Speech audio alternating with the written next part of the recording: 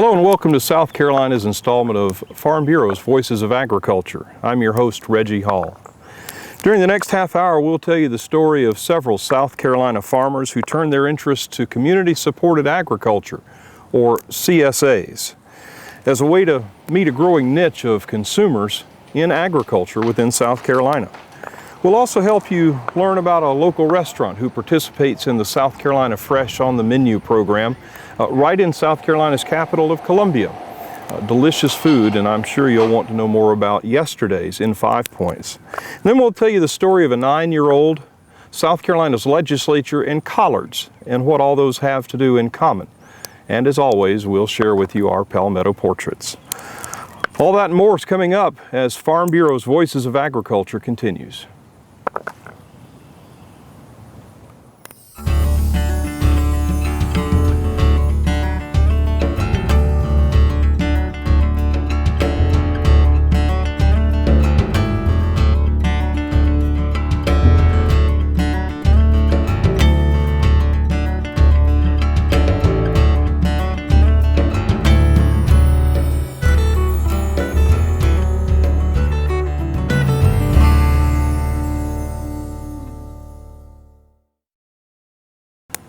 Hello and welcome back to South Carolina's installment of Farm Bureau's Voices of Agriculture. I'm your host, Reggie Hall.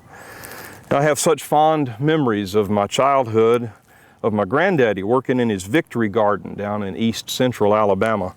During the summer months, between working in the cotton mill and cutting grass, trying to help make ends meet for his large family, he would don his wide-brimmed straw hat and his long-sleeve shirt, go down into that hot garden to pick some of the freshest corn, pole and butter beans, okra, squash, tomatoes, and other southern delectables. Oh man, was it good. Of course, aunts and uncles would join us in the evenings in the family room or out by the garden if it was cool in the evening to help snap beans and shell those peas and beans. And what my grandmother didn't cook immediately, she would can and put up in the freezer. Well, you know, there's a lot of people around the country nowadays going back to those roots, the times of the victory gardens and eating fresh and eating local. It's what I think of when I think of community-supported agriculture. In my granddaddy's case, his community was a family of 12 and maybe some local neighbors. Now, in the case of CSAs, the community can be as many as 100 people or more. The formal CSA concept actually began in Switzerland and Japan in the 1960s, before it took hold in the United States sometime in the mid-1980s. I like one definition of CSAs that says, community-supported agriculture is a community of individuals who pledge support to a farm operation so that the farmland becomes either legally or spiritually the community's farm, with growers and consumers providing mutual support and sharing the risks and benefits of food production. Well, a couple of years ago here in South Carolina, third-generation row crop farmer Pinckney Thompson read about a CSA concept in a local magazine or a farming magazine. He had a thought that that might be a good way to make a living as a farmer and to expand his business to meet niche markets in the Columbia and Charleston areas in South Carolina.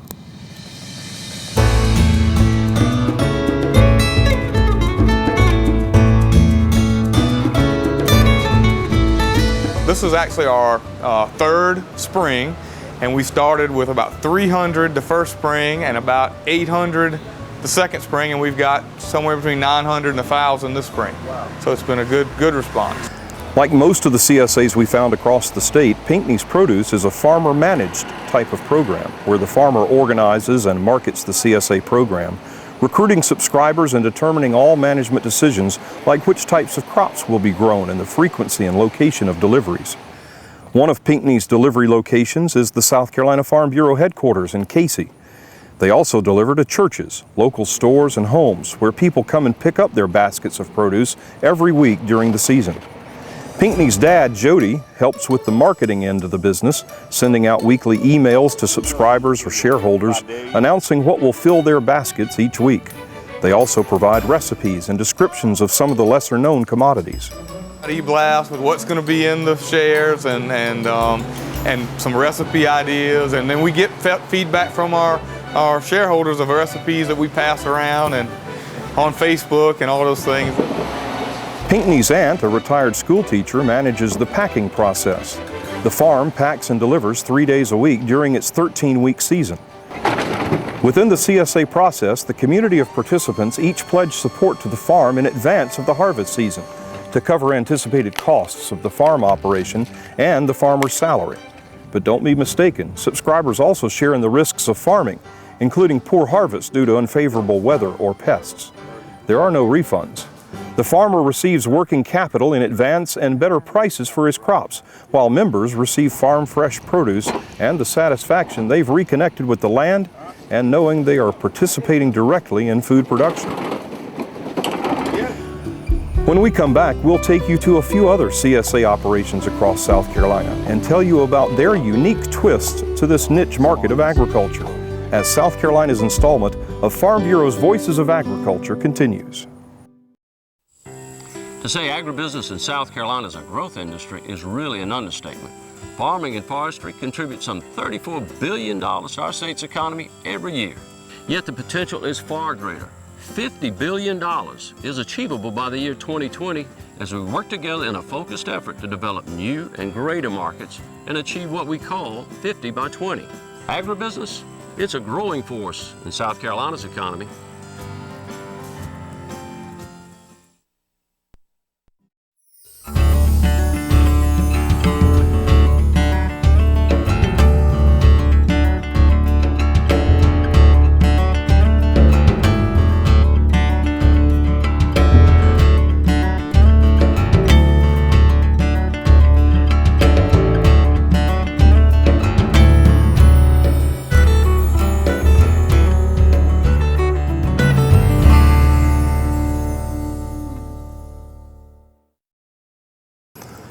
Hello and welcome back to South Carolina's installment of Farm Bureau's Voices of Agriculture, where we're talking about community-supported agricultural operations in South Carolina. Many of the CSAs across the country use organic or biodynamic farming methods and offer their members a variety of traditional fruits, vegetables, and greens. But there are others who offer shares of eggs or milk or baked goods. Greenbrier Farms in South Carolina's upstate town of Easley, it uses farming techniques that they say are in sync with nature and enhance the environment, and that they enrich their products. Greenbrier Farms is owned and operated by Roddy Pick and Chad Bishop, two young guys who used to be CSA members in that area before they took over the farm and reconnected the local community through agriculture. Their motive is more than just providing CSA commodities to their members. It includes also bringing families closer together. We're interested in getting back to the community and getting back to the roots of where people's food was growing. What we're trying to do is bridge the gap between the consumer and the farmer and let them know that it is a viable source of the food, that you need to seek it out. It does take a little extra work and it is a little extra money, but we leave the pay now for your food, quality now, or pay a little later for health insurance. So that's kind of what we're doing. That's what we're looking for. And so if we're able to educate the consumer a little more, we feel like it's going to be a successful program, not necessarily for us, but across the country as well. CSAs come in all shapes and sizes. The Big Moon Farm in Leesville, South Carolina is one of the smaller CSA operations we found. Several years ago, third-generation farmer John Oxner had a bountiful garden and thought he should do something with the overabundance of produce he grew. He counts on his wife and two children, as well as local high school students, to help him tend the garden and pack the produce for delivery. And they count on forming relationships with their CSA members. They're as interested as I am, how things are growing, you know, what we're going to look for in the next couple of weeks. And I'll say, you know, we're probably going to be looking at squash or, you know, something else that, you know, and they go, oh, yeah. Or, you know, we've had 2 weeks of this, that's about enough, you know. John is retired from the Clemson Extension Service, so he naturally looks for ways to help educate his consumers about farming. The tours and being transparent and letting people come here, you know, you say, well, here's the okra, and they'll say, where? you know, they won't look in the plant to see the okra. You know, they just think okra just sits there. Or the potatoes, or, you know, the broccoli. I mean, oh, I never knew it grew like that. And, you know, it's an education as well as providing a good, high quality, fresh product for those people. From South Carolina's Midlands, we head to the coast, where we found another twist on community-supported agriculture. When we stopped by Abundant Seafood, operated by Captain Mark Marhefka. Abundant Seafood sells shares in what they call a community-supported fishery. Captain Mark fishes the deep sea waters off the coast of South Carolina and the Southeast 6 days a week, while his wife stays home pre-selling shares of his weekly catch. Their shares are sold by the pound. For Mark and his family, their CSF is more than meeting customers' needs. It's a way to stay alive in a very competitive and costly commercial fishing business. The industry's shrinking also. There's less and less commercial vessels available, and having a so-called fish house that does everything, where they buy the product, where they go and they have the ice, they have the fuel, they have the bait and everything. Those are just sort of like going away, and we're not seeing those anymore. And so I've been in fishery management for over 20 years, and I've sort of been watching the trends of what's going on and what I needed to go and do to stay alive in this industry. And it's just sort of put me in a place where, you know, not only do I have to harvest the product, but I also have to go and sell it. And you know, and so that's what we've been doing. Instead of doing a 40-hour week, you're doing a 120-hour week. So there you have it. Just a few of the many community-supported agriculture and fishery operations in South Carolina. I'm sure if you look, you'll find local farmers near you who are selling shares of commodities from their operations. It's a great way to buy local and buy fresh. A number of restaurants across South Carolina are keeping their menus fresh and local by shopping at local farmers markets. One such restaurant is a Columbia 5 Points landmark known as Yesterday's. It's a made-from-scratch American restaurant featuring regional classics from around the country with its own on-site prep kitchen, allowing restaurant chefs to make everything from scratch.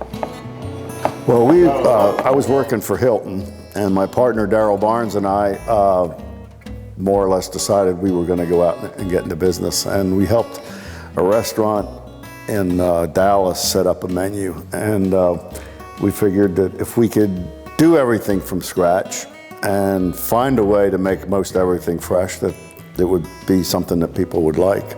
A lot of vegetables during the season, South Carolina season, that we can use that are locally grown, like we've got palmetto sweet onions.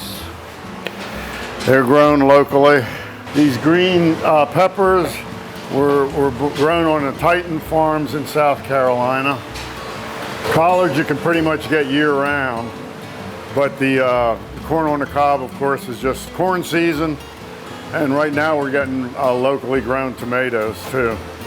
So we've got a local produce service, Latella, that goes to the farmers market for us every day and picks out the best fresh produce down in the farmers market, so we get nothing but the best. It's not just delivered and we have to accept it. He goes down and checks it for us first and then delivers it. But this is right out of my garden, and these are the things that we're putting in right now into the vegetable primavera, which we're serving downstairs. All of this is locally grown. You saw Turan over there chopping everything up. And we'll go downstairs, the vegetables will be cooked, we'll put them on some penne pasta with the white sauce over the top.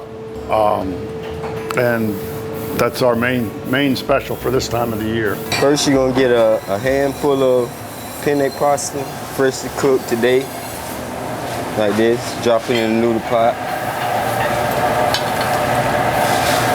It's already boiling, so it don't take long. Then you're gonna grab your fresh broccoli, squash, carrots, zucchini. Drop it in there right along with it. Keep it for a second. Drain it off real good.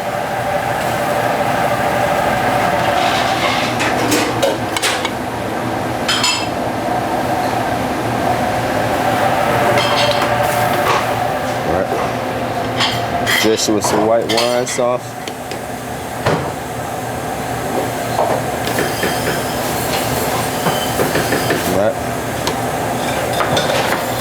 You dress it with some thinly shredded Parmesan cheese. Lightly brown your garlic bread. Cut it in half. Place it. There you go. Next time you're in South Carolina's capital city, stop by 5 Points and enjoy a meal at Yesterday's. When South Carolina's installment of Farm Bureau's Voices of Agriculture continues, we'll meet a young lady who moved a mountain of collards, that is. This one? Oh boy!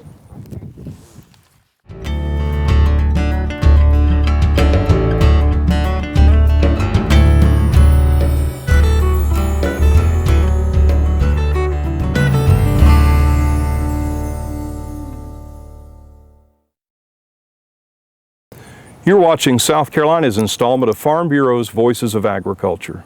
I'm your host, Reggie Hall. Thanks for watching. She's only 9 years old, but don't be mistaken, Mary Grace Wingard has the ability to move a mountain and make a lasting impact.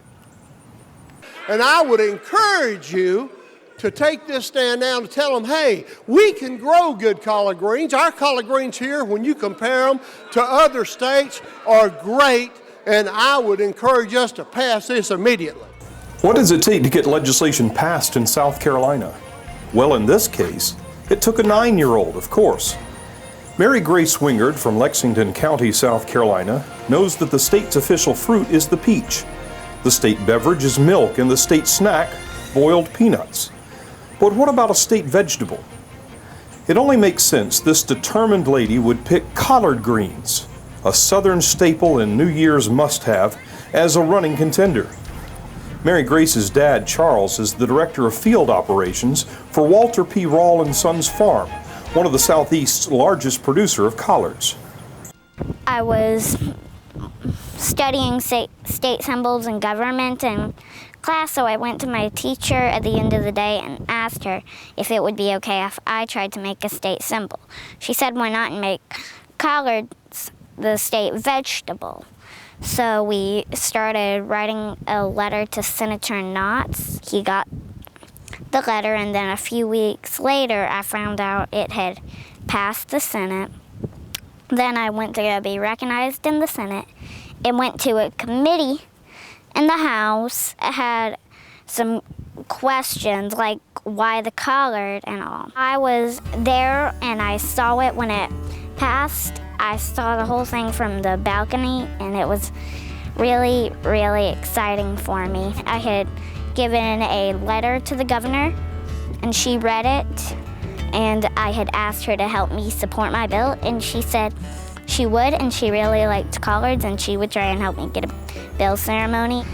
We had the bill ceremony, and my whole class was gathered around the table, and she signed the bill. We never dreamed that our 9-year-old would be interviewing on TV so much. And she knows her facts. South Carolina ranks #2 in the nation for collard production, which is the highest ranking of any vegetable produced in South Carolina. 21.2% of all the nation's collards are grown in South Carolina. They are a traditional Southern meal. But where most 9-year-olds might pass the plate when served up this healthy veggie, Mary Grace knows just how she likes them. When guests come over, we put a little sugar in them.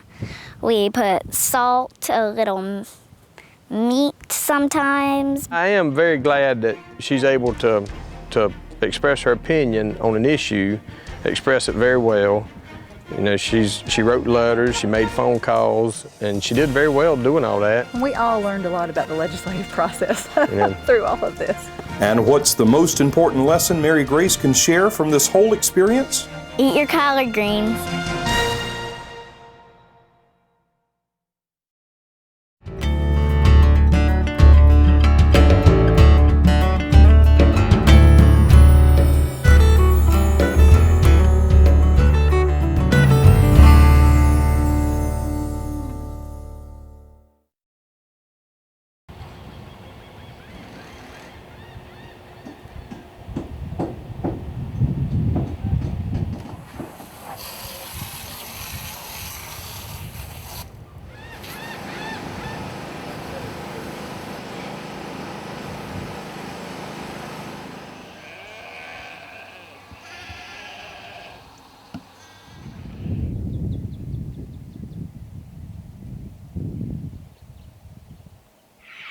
This is a royal palm turkey that we'll raise. These are sold already for Thanksgiving.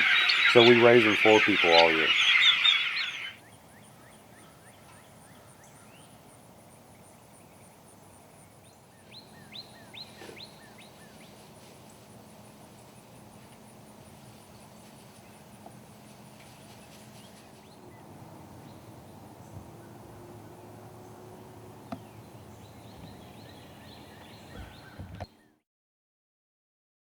Well, our time's up for this installment of Farm Bureau's Voices of Agriculture from South Carolina. Thanks for watching.